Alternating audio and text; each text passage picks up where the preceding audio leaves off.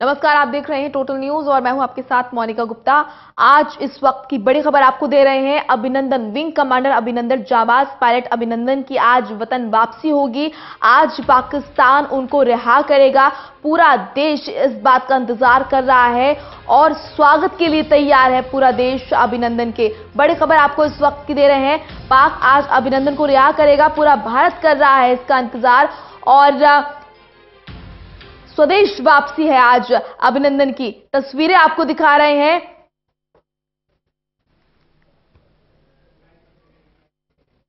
अटारी border से तस्वीरें आप देख रहे हैं सीधा, किस तरह से सुरक्षा वहां पे बढ़ाई गई है और पूरा वहां पर नजारा आप देख रहे हैं। किस तरह से जो लोग हैं वो उत्सुक हैं अभिनंदन से मिलने के लिए, उन्हें देखने के लिए।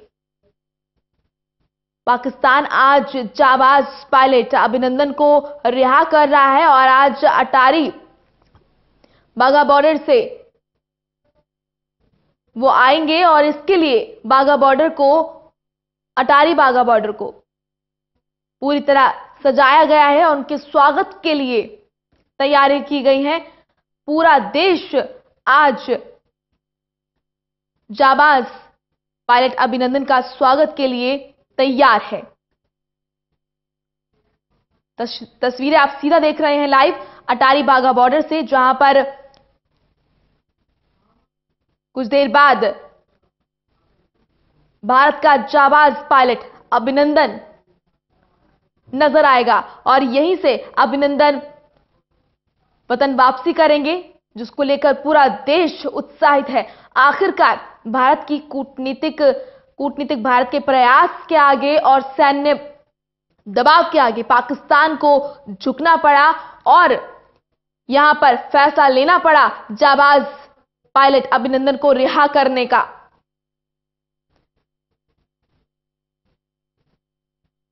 वैश्विक स्तर पर आज पाकिस्तान अलग थलग है और एकदम अकेला पड़ गया है। पूरे विश्व में झूठी शिकायत भारत की जा रही है पाकिस्तान द्वारा, लेकिन उसकी सुनने वाला कोई नहीं। और यहां पर अमेरिका, फ्रांस, ब्रिटेन द्वारा प्रस्ताव पेश किया गया मसूद अजहर को ब्लैकलिस्ट करने के लिए, जो कि और दबाव बनाता है पाकिस्तान के ऊपर। पाकिस्तान जानता था कि उसके आगे कोई और रास्ता नहीं है अभिनंदन को छोड़ने के अलावा, इसीलिए आज नहीं तो कल हमारे जाबाज पायलट अभिनंदन को छोड़ना ही था और यही फैसला लिया गया पाकिस्तान द्वारा। पाकिस्तान के वजीर आलम इमरान खान ने कल संसद में इस बात की पुष्टि की थी कि हमारे जाबाज पायलट अभिनंदन को वो रिहा करेंगे।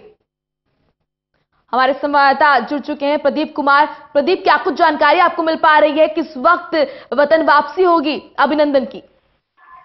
देखिए, काफी महत्वपूर्ण दिन है। जिस तरीके से जो विंग कमांडर अभिनंदन भारत लौट रहे हैं और काफी बड़ी कामयाबी कूटनीतिक तौर पर भारत की इसको बताया जा रहा है इस नजरिए से, क्योंकि जिस तरीके से भारत पाकिस्तान के बीच तनाव और उसमें पाकिस्तान के फाइटर प्लेन को मार गिराने में महत्वपूर्ण भूमिका निभाई विंग कमांडर अभिनंदन ने, उसके बाद जिस तरीके से उनका प्लेन क्रैश हुआ और वो पाकिस्तान के इलाके में चले गए, उसके बाद उनको वहां पर हिरासत में लिया गया था और उसके बाद से जो वीडियो वायरल किए जा रहे थे पाकिस्तान की ओर से, वो दबाव बनाने की कोशिश थी भारत पर ताकि वो बातचीत कर सके, सौदेबाजी कर सके, लेकिन सरकार ने कल ही इनकार कर दिया था। और उसके बाद ये खबर आई जब असेंबली में इमरान खान ने ऐलान किया कि वो लौटा रहे हैं, यानी जो पायलट है वो वापस आएगा भारत। और उसके बाद ही जश्न का माहौल था पूरे देश में, क्योंकि कहीं ना कहीं कूटनीतिक कामयाबी इसको बताया जा रहा है। ये भी कहा जा रहा है कि ये जो वापसी हो रही है ऐसे वक्त हो रही है जब तनाव था, ऐसे में जो तनाव है दोनों देशों के बीच वो घटेगा। और पाकिस्तान ये कोशिश कर रहा है दिखाने की कि वो बातचीत चाहता है, लेकिन भारत ने स्पष्ट किया है कि जब तक आतंकी अड्डों पर उसकी कार्रवाई नहीं होगी, आतंक को नहीं रोकेगा, तब तक भारत ऐसा कोई भरोसा नहीं देगा कि वो बातचीत करेगा। यानी आतंकवाद और बातचीत साथ साथ नहीं चल सकते, सीधे तौर पर स्पष्ट करते हुए सरकार ने साफ किया है अपना रुख रखा है। इस बीच सेना ने जो ब्रीफिंग की थी उसमें वो सबूत पेश किए गए थे जिसमें पाकिस्तान ने जबरन उकसाने वाली कार्रवाई की थी और जो सैनिक ठिकाने हैं उनको निशाना बनाने की कोशिश की थी। तो सीधे तौर पर पाकिस्तान का झूठ का पर्दाफाश हुआ और पूरे दुनिया ने उसको देखा। उसके बाद पाकिस्तान पर दबाव बना और इसी दबाव का नतीजा है आज वतन वापसी हो रही है विंग कमांडर अभिनंदन की। जी बिल्कुल। और प्रदीप, जिस तरीके से देखा जा रहा है वैश्विक स्तर पर पाकिस्तान अलग थलग पड़ गया है। पूरे विश्व में जिस तरीके से वो पाकिस्तान भारत की झूठी शिकायतें कर रहा है, कोई भी उसकी शिकायत सुनने के लिए तैयार नहीं है। और अब फ्रांस, ब्रिटेन, रूस, अमेरिका जैसे देश जो है प्रस्ताव उन्होंने पेश किया है मसूद अजहर को ब्लैकलिस्ट करने के लिए। तो यहां पर और दबाव इससे बना है पाकिस्तान के ऊपर।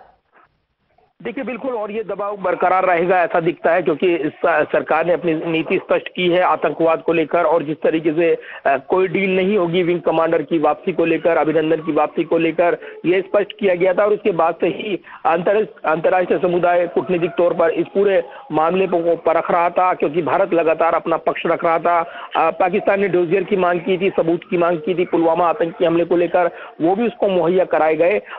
जो वहां के विदेश मंत्री हैं कुरैशी, उनका बयान आया कि जो मसूद अजहर है वो बीमार है, यानी जो एक हील हवाली करता है पाकिस्तान वो लगातार कर रहा है आतंकवाद के मुद्दे पर, दोहरा रवैया वो दिखाता है। और अंतर्राष्ट्रीय समुदाय इस वक्त ये समझ रहा है कि कहीं ना कहीं भारत का रुख सही था और उसने आतंकी अड्डे पर कार्रवाई की, जबकि पाकिस्तान ने उकसाने वाली कार्रवाई की जिसका जवाब दिया गया और उसका फाइटर प्लेन मार गिराया गया। अब इसीलिए उस पर दबाव पड़ा है और कहीं ना कहीं उसने समझा है कि अगर बात आगे बढ़ती है तब उसको ही नुकसान उठाना पड़ेगा। और इसीलिए आप कह सकते हैं कि वतन वापसी जब वाघा बॉर्डर से करीब 2 बजे के आसपास वापसी होगी विंग कमांडर अभिनंदन की, तो पूरा देश इस वक्त नजरें टिकाए हुए है। उनकी बहादुरी की चर्चे और जिस तरीके से आंखों में आंखें डालकर सामना किया उन्होंने वहां पर, वो भी सबने देखा है। तो कहीं ना कहीं ये जरूर है कि ये जो वापसी है और इस संदर्भ में महत्वपूर्ण हो जाती है, जो तनाव बना हुआ था वो निश्चित तौर पर घटेगा। ये कहा जा रहा है पाकिस्तान पर दबाव पड़ेगा कि वो अपने यहाँ पर जो चल रहे आतंकी अड्डे हैं, ठिकाने हैं, उन पर कार्रवाई करे। सीधे तौर पर उस पर दबाव पड़ेगा कूटनीतिक तौर पर। और इसीलिए राष्ट्र सुरक्षा राष्ट्र परिषद में भी जिस तरीके से मूव किया गया है प्रस्ताव ब्लैक लिस्ट किया जाए, वो भी दबाव उस पर बढ़ाता दिखता है। बिल्कुल। और प्रदीप, जिस तरीके से देखा जा रहा है कि जो विदेश मंत्री हैं पाकिस्तान के, उन्होंने किस तरह से कहा कि यहाँ पर एक शर्त पर छोड़ा जाएगा पायलट को, लेकिन यहाँ पर भारत का रुख एकदम साफ था। किसी प्रकार का कोई दबाव यहाँ पर भारत की तरफ से नहीं जताया गया और साफ कहा भारत की तरफ से कि हम किसी भी शर्त को नहीं मानेंगे, आपको हमारा जाबाज पायलट रिहा करना ही होगा। तो जो बॉडी लैंग्वेज अगर देखें, पाकिस्तान पूरे विश्व देख रहा है इस वक्त कि पाकिस्तान कांप रहा है, डर रहा है, और भारत उसके आगे किस तरह से खड़ा है डटकर, यह भी दिखाई दे रहा है। देखिए बिल्कुल, और भारत ने ये रुख साफ किया है कि सौदेबाजी नहीं होगी। कोई डील अगर पाकिस्तान चाहता है कि उसके दबाव के जरिए वो ये मैसेज देना चाहता है तो ऐसा नहीं हो पाएगा। इस 2-2 ऐलान के बाद, आतंकवाद पर चेतावनी के बाद भारत के पाकिस्तान ने सीधे तौर पर यहाँ पर देखा है प्रकार कूटनीतिक दबाव जो उस पर पड़ रहा था। कहा जा रहा है कि अलग अलग जो उसके करीबी दोस्त हैं उन्होंने भी उसको समझाने की कोशिश की, ये बताने की कोशिश की कि भारत का रुख इस वक्त बिल्कुल स्पष्ट है कि अगर उसने जरा भी इसमें कोशिश की कि वो दबाव बनाए। और ये भी स्पष्ट किया था सरकारी सूत्रों ने कि जो जिस तरीके से करगिल वार के दौरान विंग कमांडर आहूजा को निशाना बनाया गया था, वो उनके इलाके में चले गए थे और उसके बाद उनकी हत्या कर दी गई थी। इस बार ये बर्दाश्त नहीं किया जाएगा। 2-2 ये चेतावनी यहाँ पर दी गई थी। तो सीधे तौर पर कहें तो अंतर्राष्ट्रीय कूटनीति एक बड़ी कामयाबी, और उस नजरिए से भारत ने लगातार अपना पक्ष रखा और ये बताने की कोशिश की कि आतंकी अड्डों को निशाना बनाया गया है, पाकिस्तान ने कार्रवाई नहीं की थी। और पुलवामा आतंकी हमले के बाद कहीं ना कहीं ये जवाब देना जरूरी था क्योंकि भारत पर एक और आतंकी हमले की तैयारी फिदाइन अटैक के जरिए हो रही थी, इसलिए इसको जवाब दिया गया। और पाकिस्तान ने लगातार इससे इनकार किया कि वो या उसकी सरजमी का इस्तेमाल हुआ है। और जिस तरीके से पूरा घटनाक्रम उभर कर आया, उसने एक बड़े तनाव को यहाँ पर दिखाया गया है इस क्षेत्र में, भारतीय उपमहाद्वीप में। और इसके बाद नए सिरे से चर्चाएं शुरू हो गई थी क्या युद्ध की शुरुआत है, लेकिन भारत ने अपना पक्ष स्ट्रॉन्ग रखा है कि उसने आतंकी अड्डे के खिलाफ कार्रवाई की है और भविष्य में भी जरूरत पड़ेगी तो निशाना बनाएगा। सीधा स्पष्ट तौर पर भारत ने अपनी नीति साफ कर दी थी और उसके बाद अंतर्राष्ट्रीय कूटनीतिक तौर पर उस पर दबाव बढ़ने लगा था पाकिस्तान पर कि वो अपने यहाँ कार्रवाई करे, और इसीलिए वो ये बयान देता नजर आ रहा है कि गंभीर रूप से मसूद अजहर बीमार है, वो घर में है। तो सीधे तौर पर अभी भी पाकिस्तान यहाँ पर सीधी कार्रवाई करने के मूड में नहीं दिखता, और ये दबाव अगर बरकरार रहता है तो देखना होगा कि कितना वो दबाव में आएंगे। लेकिन कहीं ना कहीं अब प्रदीप जी आप बने रहिए, आपको रोकना चाहूंगे। हमारे साथ रक्षा विशेषज्ञ अमन भाटिया जुड़ चुके हैं। अमन जी, आपकी पहली प्रतिक्रिया जानना चाहूंगी। आज अभिनंदन को रिहा कर रहा है पाकिस्तान, किस तरह से देखते हैं इसको, भारत की कूटनीतिक जीत? ये तो भारत की बहुत बड़ी जीत है। इससे पता लग रहा है कि पाकिस्तान आइसोलेट हो गया है, उसके ऊपर बहुत डिप्लोमेटिक प्रेशर पड़ा है और उसको रिलीज करना पड़ रहा है, और उनका झूठ भी साबित हो रहा है, क्योंकि जो हमारे अभिनंदन पायलट थे, उन्होंने जो wing commander Shahabuddin 19 squadron Pakistan के F-16 के पायलट थे, और इत्तेफाक से वो भी पाकिस्तानी एयर मार्शल के बेटे हैं, और उसके जहाज को इन्होंने अपने मिसाइल से उड़ा दिया था, और वो जहाज उसका क्रैश हो गया पाकिस्तान में, और वो भी बेल आउट हुआ पाकिस्तानी पायलट। और मुझे लगता है कि हो सकता है लोकल ने ही उसको हिंदुस्तानी पायलट समझ के पीट के मार दिया होगा। तो ये हमारे लिए तो बड़ी मॉरल विक्ट्री है, और पाकिस्तान के झूठ जो है इसमें they have been fully nailed कि वो बहुत झूठ बोल रहे हैं और गलत काम कर रहे हैं। बिल्कुल। और भाटिया जी, जिस तरीके से देखा जा रहा है, इमरान खान कह रहे हैं कि वो शांति चाहते हैं, और यहाँ पर लेकिन ये भी देखा जा रहा है कि उनके आगे और कोई विकल्प था ही नहीं अभिनंदन को छोड़ने के अलावा। तो कहीं ना कहीं वो पूरे विश्व को ये दिखाना चाहते हैं, उनका दोहरा जो चेहरा हमेशा सामने आता है हर बार की तरह, इस बार भी वही दिखाना चाहते हैं इमरान खान। सही बात है, उनको ये भी ख्याल आया होगा कि अगर हमने इनको नहीं छोड़ा तो हिंदुस्तान और तगड़ा पंच मारेगा उनको। क्योंकि कहीं ना कहीं वैश्विक स्तर पर अगर बिल्कुल और उनका और नुकसान होगा। आपको पता है कि लड़ाई बहुत महंगी होती है, जान माल के तो नुकसान होता है। कारगिल में कहा जाता है कि एक दिन की लड़ाई में 1800 करोड़ खर्च होता है। तो पाकिस्तान तो बैंकरप्ट स्टेट है, उसके पास तो कुछ है ही नहीं है, तो इसलिए उसके ऊपर बड़ा प्रेशर पड़ा है दूसरे मुल्कों का, यूएस का पड़ा है, इवन चाइना का इंटरेस्ट भी इसमें इन्वॉल्व है। क्योंकि आपने देखा है CPEC जो बन रही है वो पूरी POK के इलाके से होती हुई फिर इनके बलूचिस्तान में जाती है, तो पूरा बलूचिस्तान उनके इलाके में बलूची बहुत उनसे नाराज है पाकिस्तान से, वो वहां पर इंसर्जेंसी कर रहे हैं। और ये वाला इलाका तो हमारा है जो कि पाकिस्तान और चाइना के हाथों में है।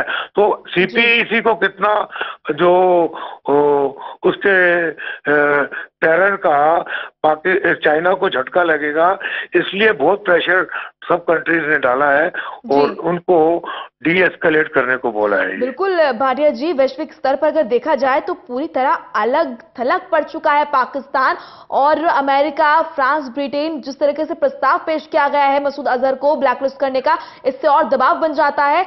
और यहां पर किस तरह से अगर देखा जाए तो अब क्या कुछ कदम उठा सकता है पाकिस्तान भारत से बातचीत करने के लिए भाटिया जी, क्योंकि अब उसके पास जो एक विकल्प बचा था अभिनंदन, हमारा जाबाज पायलट, वो भी उसके हाथों से निकल गया है।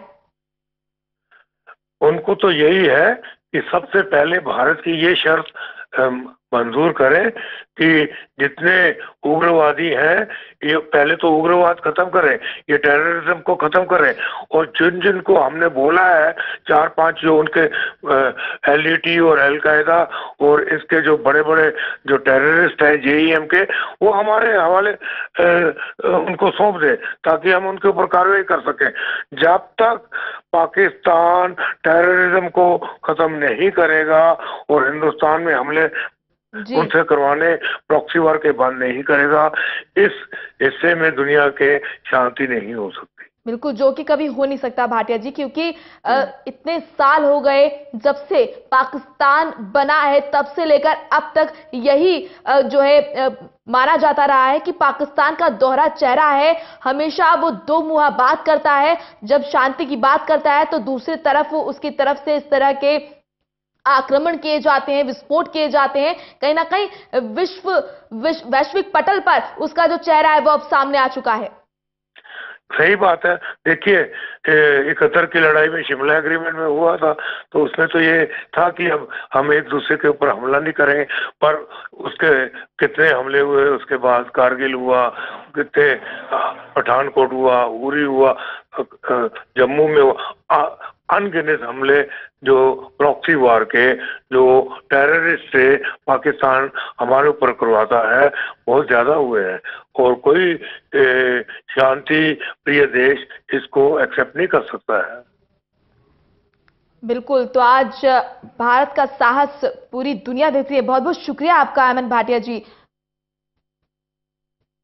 हमारे साथ जुड़ने के लिए।